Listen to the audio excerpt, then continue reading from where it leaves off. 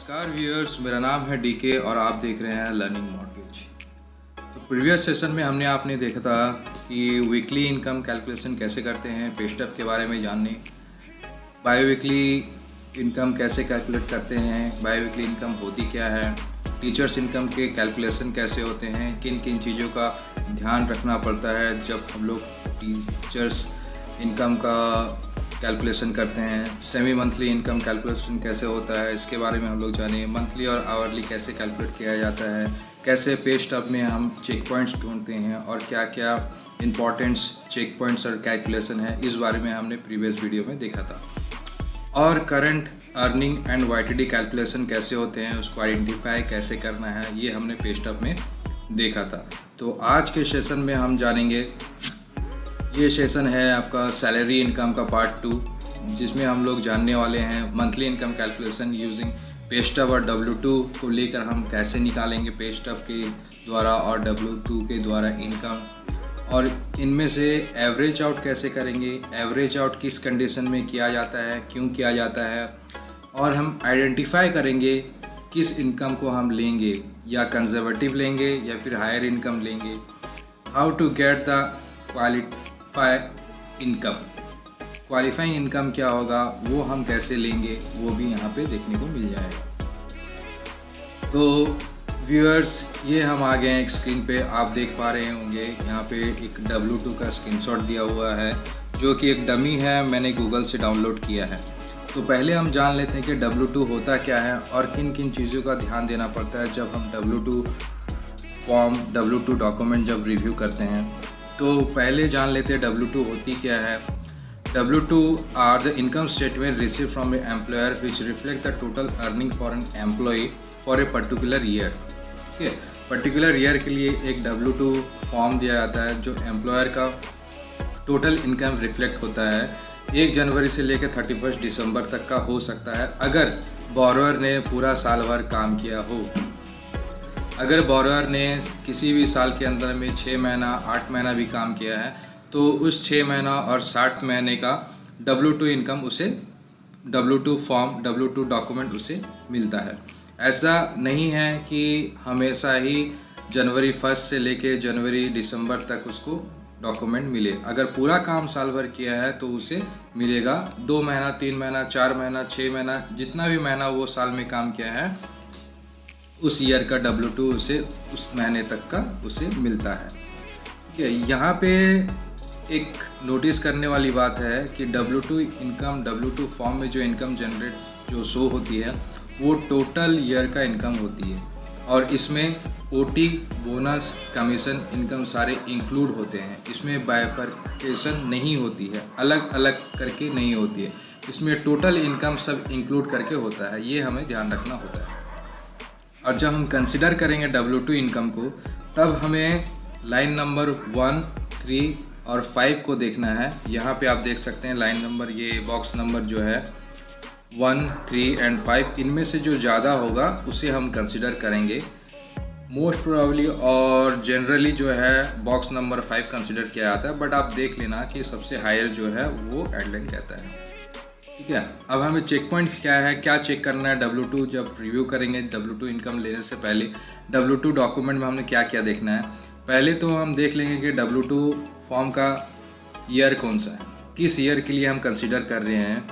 उसका एम्प्लॉयर का नाम देख लेंगे, कौन से एम्प्लॉयर का है, उसका एड्रेस देख लेंगे, बोरोअर का नाम और एड्रेस भी देख लेंगे।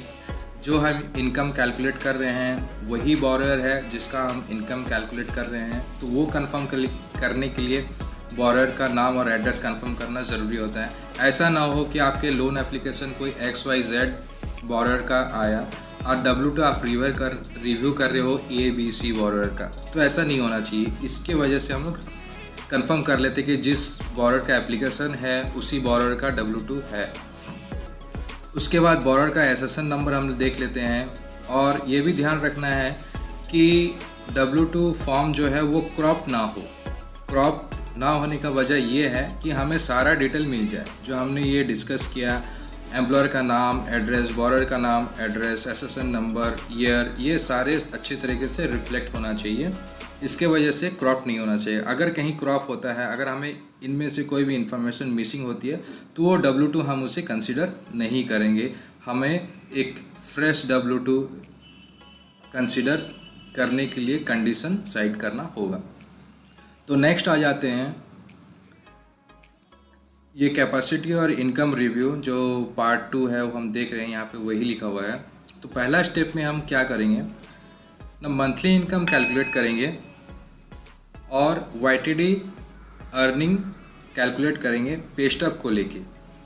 जो पहले हम प्रीवियस वीडियो में हम दिखा दिया है कि कैसे करके कैलकुलेट करना है करंट अर्निंग और YTD अर्निंग, ठीक है। तो यहाँ पे एक चीज़ ध्यान देने वाली बात है, calculate the monthly average using the last years W2। अगर हमें पे स्टॉप 2022 का मिला है तो हम 21 का W2 लेंगे।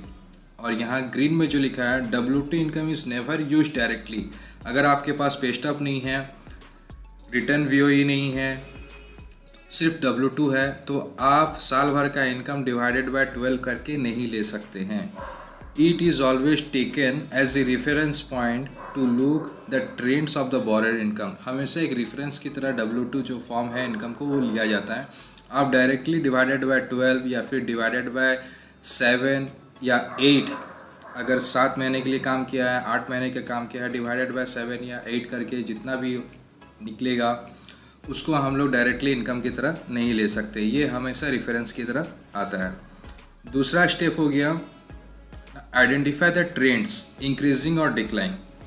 अब इंक्रीजिंग और डिक्लाइन का मतलब ये हो जाता है, अगर हम कंसिडर हमारे पास पे स्टॉप है 2022 का, W2 हमें देखना होगा 20 का और 21 का। तो ट्रेंड्स देखना है 20 में कितना है, 21 में कितना है। अगर ये इंक्रीजिंग ट्रेंड में है, यानी कि मान लीजिए 2020 में इसका $50,000 ईयरली है और 21 में 60,000 है, तो ये इंक्रीजिंग ट्रेंड में है।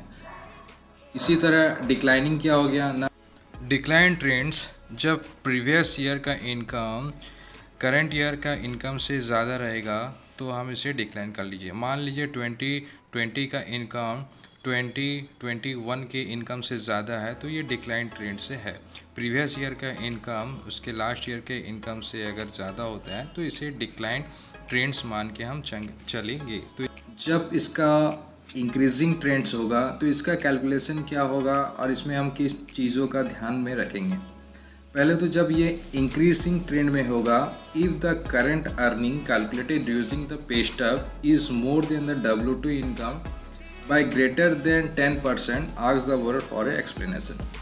अगर आपने पे स्टॉप का करंट इनकम जो कैलकुलेट किया है, प्रीवियस वीडियो में आप देख सकते हैं, अगर नहीं देखा है, मान लीजिए उसका वीकली इनकम है, बाई वीकली आवरली इनकम या मंथली इनकम है, जितना भी उसका मंथली इनकम निकलता है वो प्रीवियस W2 से 10% से अगर ज़्यादा है, W2 इनकम लेस है और करंट अर्निंग ज़्यादा है, तो हम इसे नहीं कंसिडर करेंगे और बोरर को एक्सप्लेनेशन लेंगे कि आपका प्रीवियस ईयर का इनकम कम है और करंट ईयर का इनकम ज़्यादा है, तो इसका वजह क्या है, ये LOE लेटर ऑफ एक्सप्लेनेशन हम बोरर से लेंगे।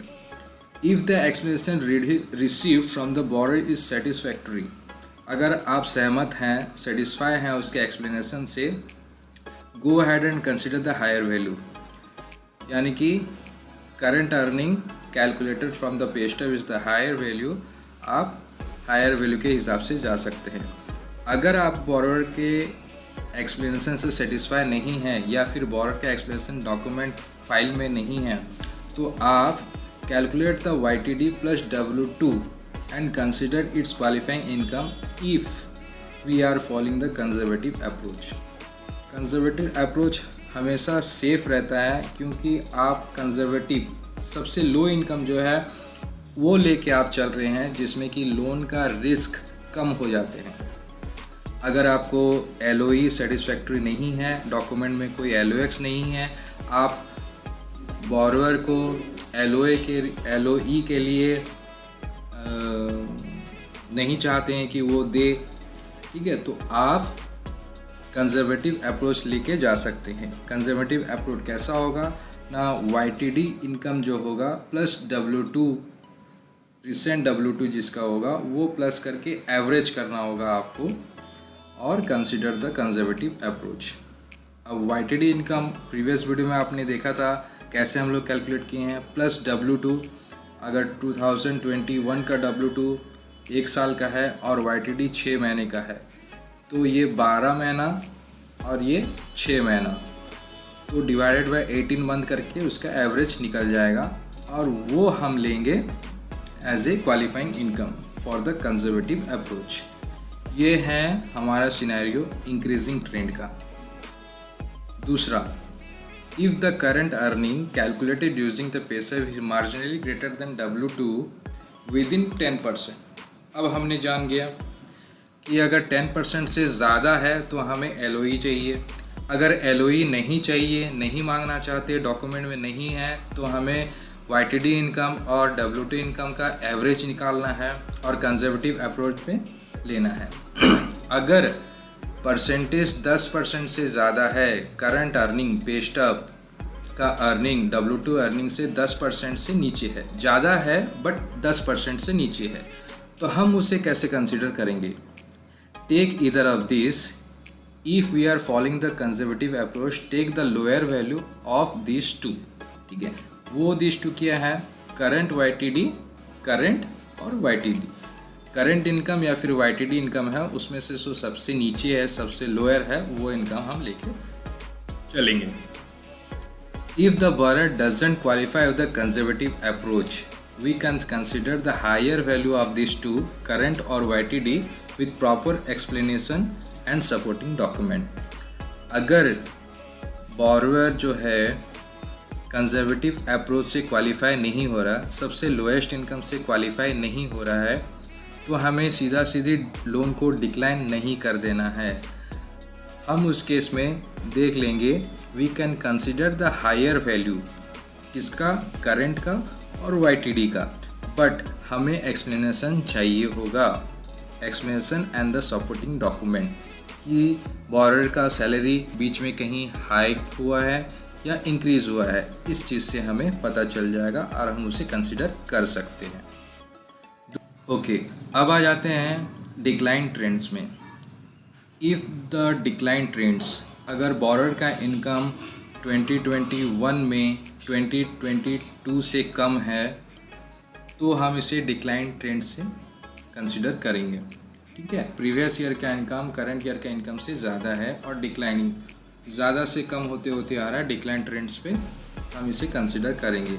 अगर डिक्लाइन ट्रेंड में है तो हम बॉरर से एक लेटर ऑफ एक्सप्लेनेशन मांगें कि आपका इनकम डिक्लाइन ट्रेंड्स में क्यों है, और हमेशा इसका कंजर्वेटिव अप्रोच जो होगा वो सबसे lower value of the current या फिर YTD, जो YTD इनकम और करंट इनकम होगा, इनमें से जो सबसे लोअर होगा वो हम कंसिडर करेंगे। Okay, at the same time we will ask for the LOE, why the trends are declining, why the income is being declined from previous year to current year, ये हम क्वेश्चन करेंगे। अगर explanation doesn't give us the confidence that he will be continuous employment, we might have to reject the loan। अगर LOE LOX में हमें confidence नहीं आता है कि बॉरर जो है आगे अपना एम्प्लॉयमेंट कंटिन्यू कर सकता है, तो हम वो लोन को रिजेक्ट कर देंगे। तो ये हो गया डिक्लाइन ट्रेंड्स का।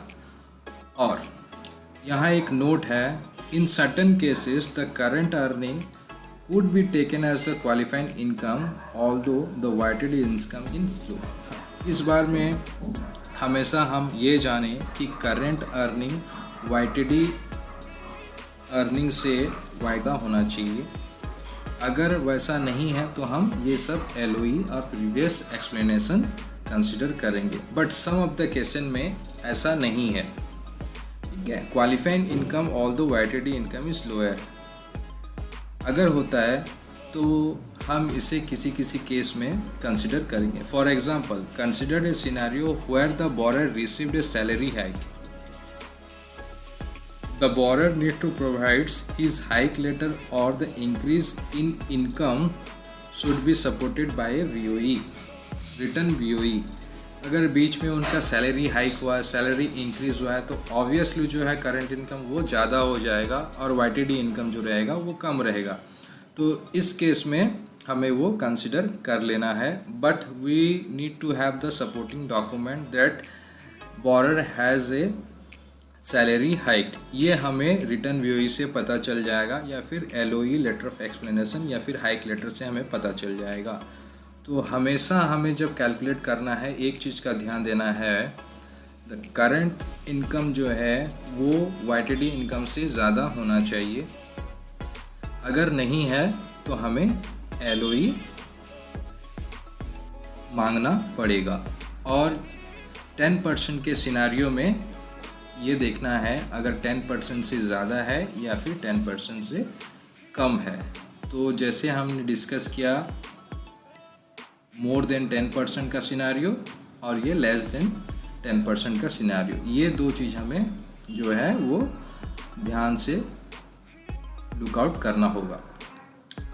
नेक्स्ट आ जाते हैं YTD कैलकुलेशन एग्जांपल। जैसे हमने आपने देखा कि बताया यहाँ पे बायोवीकली इनकम दिया हुआ है, यहाँ YTD इनकम दिया हुआ है और ये W2 का 2018 का इनकम दिया हुआ है फॉर एन एग्जांपल। अभी हम देख लेते हैं यहाँ पे करंट इनकम जो है बायोवीकली का ये है 7183.32, ओके। और यहाँ पे इसका YTD इनकम पे स्टब जो है ये 11 महीने का 6962.34 है। तो यहाँ आप देख सकते हो कि उसका करंट इनकम जो बायोवीकली इनकम मंथली निकल के आया है 71, वो करंट YTD इनकम से ज़्यादा होना चाहिए, बट यहाँ पे कम है। तो इस सिनारियो में हम लोग वही देखेंगे ये 10% से ज़्यादा है या 10% से नीचे है, ठीक है। और ये प्रीवियस W2, यहाँ पे ये चीज़ एवरेज होके यहाँ पे आया है इनकम बेस टू क्वालिफाई। देखो अगर यहाँ पे ज़्यादा है यहाँ पे कम है तो हमें कंजर्वेटिव अप्रोच लेके जो सबसे लोअर इनकम है वो हम कंसिडर किए हैं। तो ये चीज़ हमेशा अपने को ध्यान देना है। ये स्लाइड जो है वो प्रीवियस YTD इनकम कैलकुलेशन में एक्सप्लेन किया हुआ है। अगर आपने नहीं देखा है तो डिस्क्रिप्शन में जाके आप वो वीडियो देख सकते हैं। तो थैंक यू फ्रेंड्स, आपको शायद समझ में आ गया होगा कि एवरेज आउट कैसे निकालना है। 10% का 10% का जो है थ्रेशोल्ड वो अगर ब्रीच होता है तो हमें क्या कैलकुलेशन, क्या सिनारियो, क्या टेक्निक इस्तेमाल करना है। इनकम अगर ज़्यादा है बट 10% से कम है तो क्या करना है। इंक्रीजिंग ट्रेंड में इनकम है तो हमें क्या करना चाहिए, डिक्लाइनिंग में है तो क्या करना चाहिए। तो फ्रेंड्स आई होप कि आपको ये सिनारियो समझ में आया होगा। अगर आपको नहीं समझ में आया और डाउट है तो आप कमेंट कर सकते हैं। तो नेक्स्ट वीडियो में हम देखेंगे बोनस इनकम और ओवर टाइम इनकम। बोरर का बोनस इनकम किस तरीके से कैलकुलेट किया जाता है, कंडीशंस क्या है, चेक पॉइंट्स क्या है, एवरेज कैसे करना है। सेम सिनारियो ओवर टाइम के लिए है, किस कंडीशन में ओवर टाइम लेंगे, कैसे लेंगे और इसके टेक्निक एंड ट्रिक्स के बारे में। तो thank you viewers for watching this video. तो मिलते हैं नेक्स्ट वीडियो में, तब तक के लिए बाय बाय, थैंक यू।